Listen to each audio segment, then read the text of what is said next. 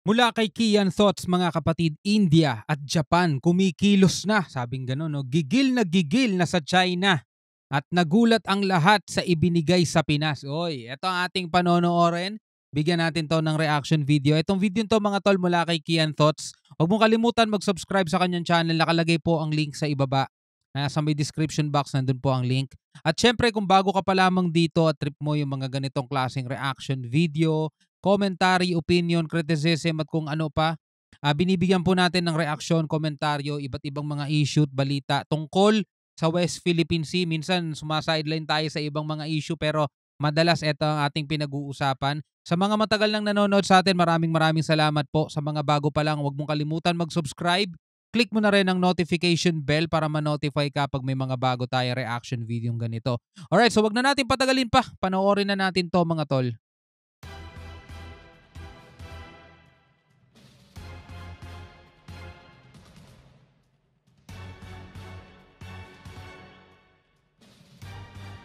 Bukod sa United States of America na mayroon tayong Mutual Defense Treaty, mayroon ding malalakas na mga bansa sa Asia, katulad nga ng India at Japan, ang handang tulungan ng Pilipinas sakaling magdeklara ng giyera ang China laban sa ating bansa. Yeah. Galit na galit nga ang China at sinabihan pa ang mga bansang Japan at iba pa na huwag nang makialam sa tensyon ng Maynila at ng Beijing. Samantala, binigyang diin naman ng India ang kanilang matibay na suporta sa Pilipinas, lalo na sa mga nakalipas na agresibo at brutal na aksyon na ginawa ng China na mas lalo pang nagpataas sa tensyon sa agawan ng teritoryo sa West Philippine Sea. Salamat sa India. Maraming salamat no sa kanilang bansa. I take this opportunity to firmly reiterate India's support to the Philippines for upholding its national sovereignty. Ako po si Roy Z and welcome sa Kian Thoughts. Kung hilig mo ang mga ganitong videos, mag-like at mag-subscribe para lagi kang updated sa mga susunod na upload. Yeah.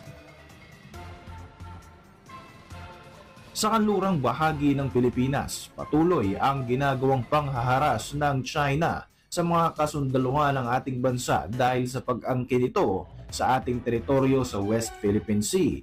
Nilagyan na rin ng China na mga military presence ang ilang bahagi ng karagatang nasa sakupan ng Pilipinas.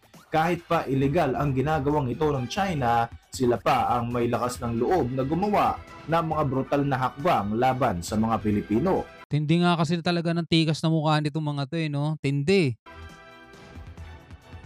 Kasunod nga ng mga agresibo at brutal na aksyon ng China kontra sa Pilipinas, nakakuha naman tayo ng kakampi sa dalawang malalakas na mga bansa dito sa Asia. Unahin natin ang India.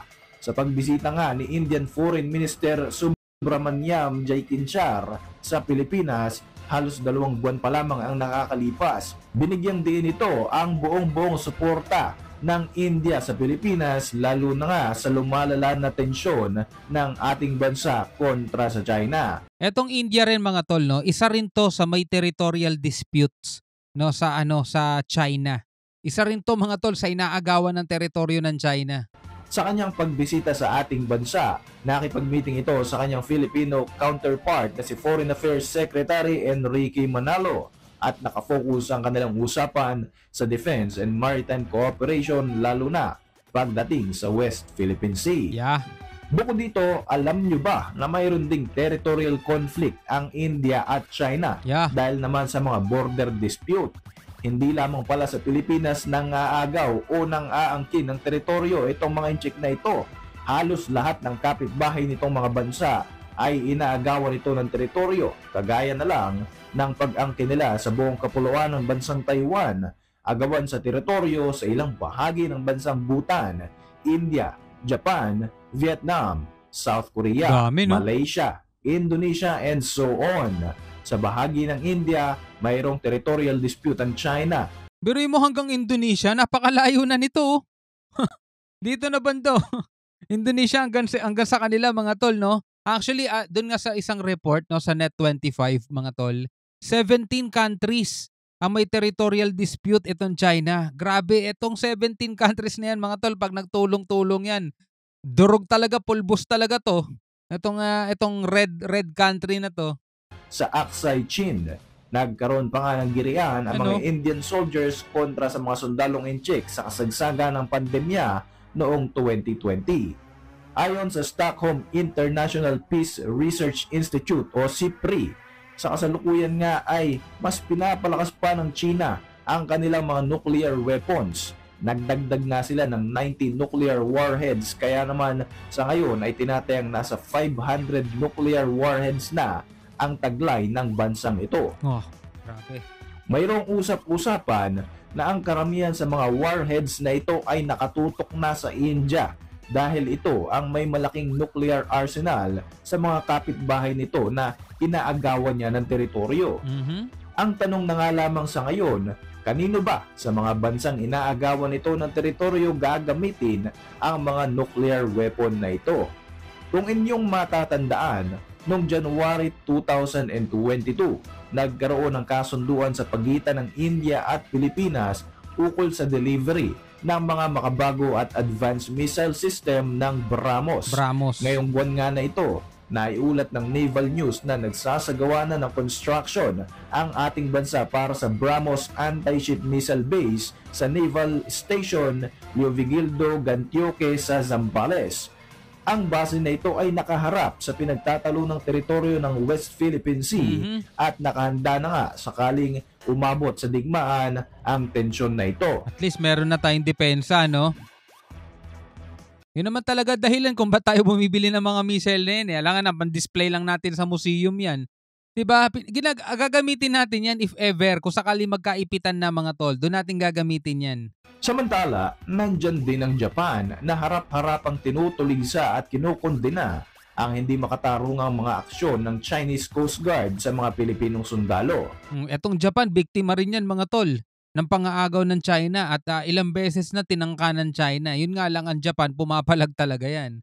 No? Sila ang pinapalayas etong China Mina-water cannon din sila dun Dahil nga dito ay galit na galit ang Chinese government at binalaan pa ng China ang Japan na wag na raw itong makisawsaw sa issue ng West Philippine Sea. Nako. Dahil nga sa pinaka-latest na insidente sa Second Thomas Shoal, agad na nakipag-usap via video call si AFP Chief of Staff Romeo Browner Jr. kay Japan Self-Defense Ship General Yoshihide Yoshida. Nagpapasalamat si Browner dahil sa solidong suporta ng Japan sa Pilipinas.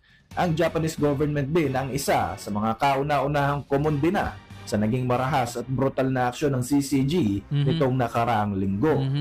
Sa ngayon nga ay fina-finalize na ng Japan at ng Pilipinas ang reciprocal access deal nito sa ating bansa at inaasahang mapapagtibay ito ngayong taong 2024.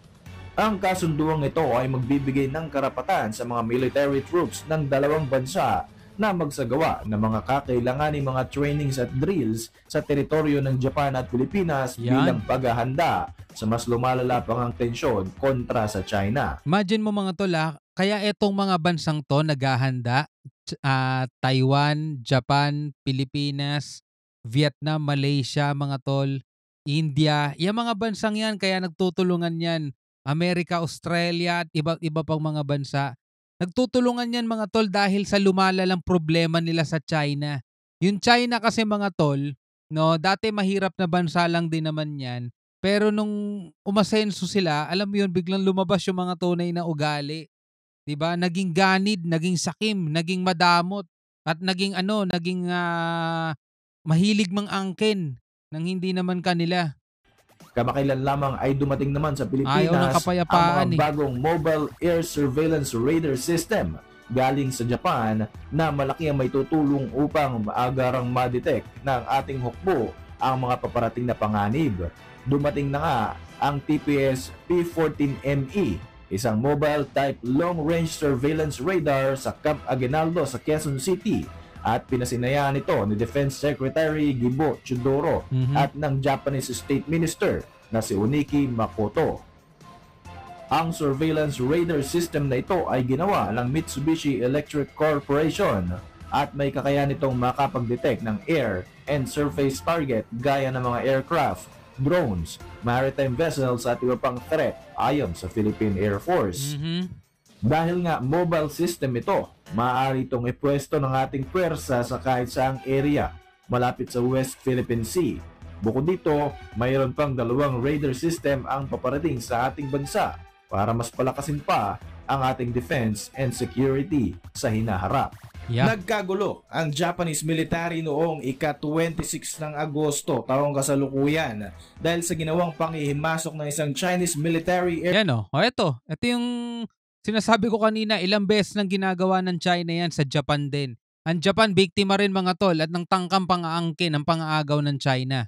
Ito nga dumaan sa airspace ng Japan, etong eroplano na to at pambabastos yan mga tol dahil teritoryo ng Japan yun. Aircraft sa airspace ng Japan. Ayon sa Tokyo, isang malaking paglabag ang ginawang ito ng China sa pagpasok nito ng walang pahintulot sa Japanese airspace. Diba? Bastos Sinabi diba? ng Japanese Defense Ministry na agad silang nag-deploy ng mga fighter jets sa himpapawid ng Danjo Island sa Nagasaki Prefecture upang agad na palayasin ang Chinese aircraft sa kanilang teritoryo. Yun nga lang ang maganda sa Japan. Diba? Nakaka-detect sila na nag-deploy agad sila ng mga fighter jet nila. Samantalang, eto kumpara ko ulit dito sa Pilipinas mga tol nagpalipad tayo ng surveillance plane natin mga tol. Pinakawalan ng flare. Pinakawalan ng flare ng China sa ruta ng eroplano natin. Pagkatapos noon mga tol, ayan na, nagpapamedya na tayo. 'Di ba? May mga fighter jet din naman tayo eh. 'Di ba? Ano nagawa? Wala. Ano ba, bumibili ba tayo pan-display lang? No, yun ang minsan tanong natin sa sarili natin bakit ba tayo bumibili ng mga planes? Bakit ba tayo bumibili pang display lang ba yan? Ito sa Japan mga tol, dumaan yung aircraft ng China sa airspace nila.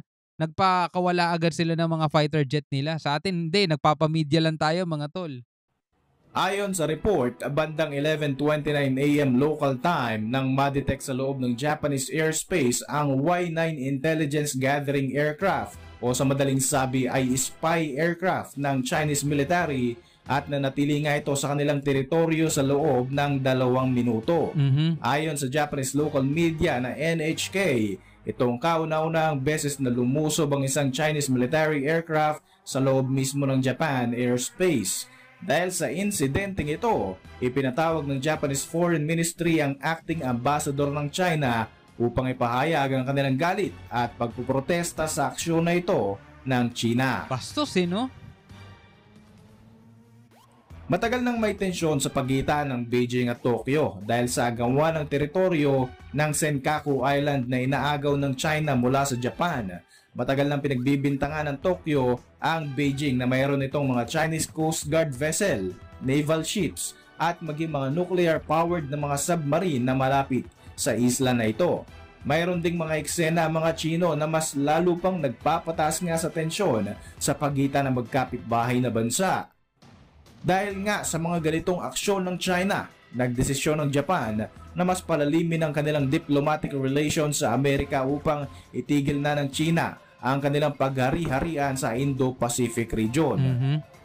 Sa mga nakalipas na dekada ay naging tuloy-tuloy rin ang pagpapalakas ng Japan sa kanilang military capabilities para masigurong malalabanan nila ang sinumang maghahasik ng kaguluhan sa rehiyon. Kailangan Dagdag talaga. pa rito ang pagpapalakas ng military ties sa mga bansang South Korea at Pilipinas, mga bansang palagiang nakakaranas rin ng pangaharas at inaagawan din ng teritoryo ng bansang China.